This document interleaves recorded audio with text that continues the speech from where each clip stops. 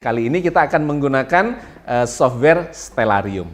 Mari kita lihat bagaimana simulasi dari Stellarium ini untuk memberikan gambaran kepada kita, prediksi, bahkan simulasi posisi bulan pada saat pergantian dari Sya'ban ke Ramadan, dan kemudian nanti kita lihat dari Ramadan ke Syawal, dan yang ketiga adalah untuk menandai datangnya bulan Zulhijjah. Oke, sahabat sekalian, kita akan mencoba melihat simulasinya melalui software Stellarium. Nah, kita sekarang melihat di sini di bagian bawah ini ya, ada waktu tahun 2022 bulan 3 Maret. Nah, tanggal 31 hari ini pada saat kita merekam ini. Nah, apa yang terjadi pada jam 4 lebih 20?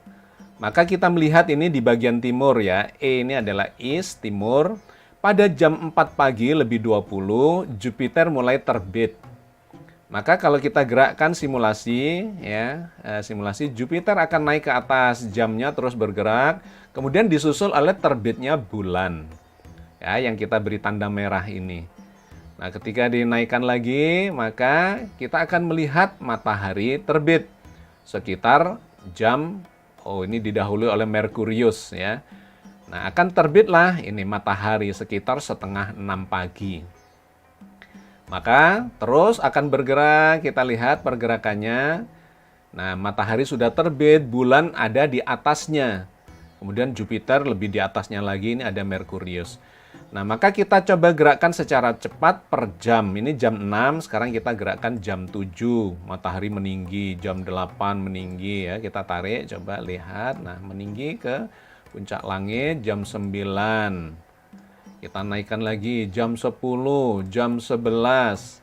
Nah, dia mulai menuju ke puncak langit jam 12, ada di puncak langit. Kemudian jam 1 dia mulai turun. Ya, jam 2, jam 3, coba kita tarik, kita lihat di bagian barat. Nah, sahabat sekalian, kita lihat di sini W adalah west, yaitu barat, ufuk barat. Jam 3 sore, posisi dari matahari dan bulan sudah tergelincir ke arah ufuk barat. Jupiter tenggelam duluan. Kemudian yang tenggelam berikutnya adalah bulan. Jadi bulan sudah tenggelam sebelum mataharinya tenggelam. Maka pada saat maghrib tanggal 31 Maret, ternyata pada saat maghrib ya, kalau ini kita lanjutkan. Nah, Merkurius tenggelam, matahari tenggelam, bulan sudah tidak kelihatan di angkasa, tidak kelihatan di ufuk barat. Artinya pada tanggal 31 Maret ini sesungguhnya belum hadir bulan baru, dalam konteks ini adalah bulan Ramadan. Nah, maka kita akan melihat di tanggal berikutnya. Ya, ini 31 kita naikkan menjadi tanggal 1 April.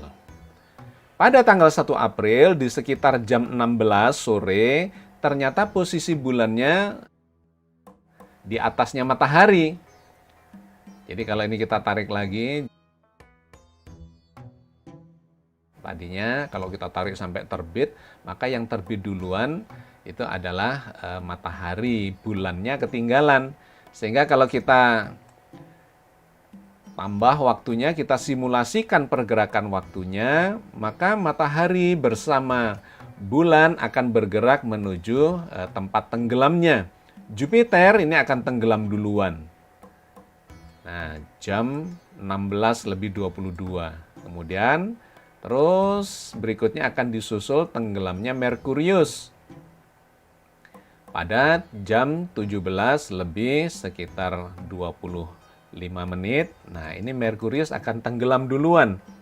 Setelah itu matahari akan tenggelam. Ini kalau kita klik mataharinya ya, di sebelah kiri, di atas kiri ini ada yang namanya azimut atau altitude, ketinggian matahari ini sudah minus 0, atau 0 derajat 4 menit. Artinya ini sudah tenggelam. Kalau kita klik di bulan ya, moon, dan kemudian kita lihat azimutnya ini berada di sekitar 2,5 derajat. Jadi pada tanggal 1 April, ketika bulan ini dilihat di ru'yat atau dihitung, dihisab, akan menunjukkan posisinya 2,5 derajat di atas horizon. Ini menunjukkan bulan baru, ya, bulan Hijriah sudah datang. Karena hilalnya ini, bulannya ini berada di atas horizon. Ketinggiannya adalah 2,5 derajat pada saat matahari tenggelam. Jadi sahabat sekalian, pada tanggal 1 April ini disepakati secara hisab bahwa hilal atau bulan sabit atau bulan baru sesungguhnya sudah di atas horizon. Hanya akan terjadi perbedaan antara wujudul hilal yang berbasis pada syarat bahwa ketika bulan itu sudah hadir atau muncul di atas horizon, berapapun derajatnya, dan itu sudah disebut bulan baru, ini akan berbeda dengan imkanur ru'yat yang mensyaratkan harus 3 derajat. Padahal ini cuma 2,5 derajat. Jadi disinilah muncul perbedaan antara pengguna metode wujudul hilal dan pengguna imkanur ru'yat. Kawan-kawan di Muhammadiyah menggunakan wujudul hilal, maka akan berpuasa pada tanggal 2 April. Dikarenakan pada tanggal 1 April sudah terhitung, ya, dalam hisab, dalam hitungan bulan sudah di atas horizon. Tetapi bagi kawan-kawan NU dan pemerintah yang menggunakan kriteria imkanur ru'yat 3 derajat, ini tidak memenuhi syarat karena cuma 2,5 derajat. Sehingga bulan Sya'ban akan digenapkan 30 hari dan para penganut metode imkanur ru'yat akan mulai berpuasa pada hari Minggu tanggal 3. Oke, ini terkait dengan Ramadan. Mari kita lihat bagaimana bulan depannya, yaitu bulan Syawal. Apakah lebarannya akan sama? Kita dengan sangat mudah bisa melihat dari sini, ya. Ini April kita naikkan menjadi Mei. Apa yang terjadi pada Mei depan?